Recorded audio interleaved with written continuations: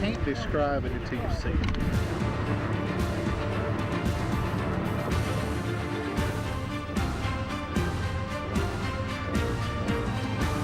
I am thankful to be alive.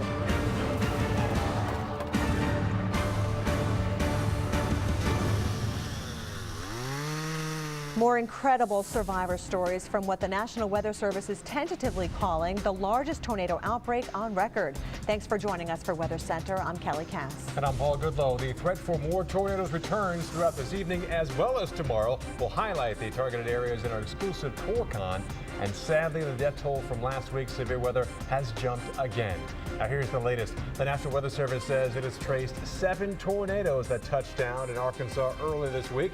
And it also confirms 2 more tornadoes in Virginia today, bringing their total from their recent outbreak to 12. Now, the total death toll now stands at 341, but that number is expected to rise. And most of the deaths occurred in Alabama, and FEMA has officials on the ground in an effort to help survivors cope with the aftermath. And meteorologist Jim Cantore has a story from Tuscaloosa.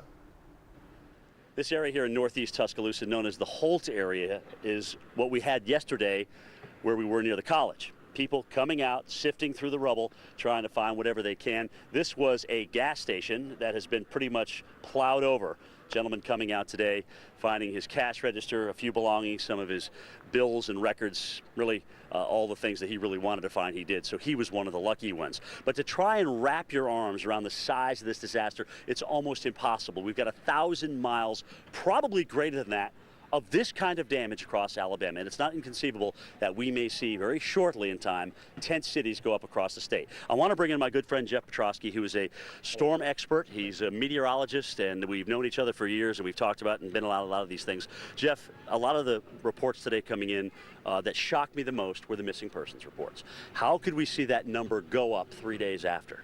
I think it's just the amount of communications, the word got out about the devastation here, and people started calling their loved ones here, and they couldn't get a hold of them because of communications. So they started reporting to Red Cross and the local officials here that I'm missing this person. They haven't been able to contact them either by text or by cell phone. It's because of a tremendous cell phone communication problem here, as well as landline communication. I think a lot of those numbers, hopefully in the coming days, as communications are now slowly improving over the next couple of days, those numbers are going to come down.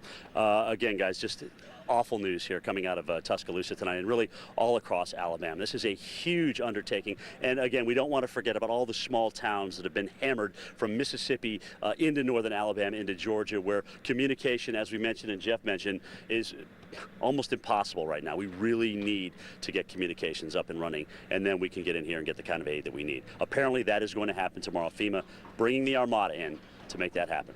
Back to you. Jim, we appreciate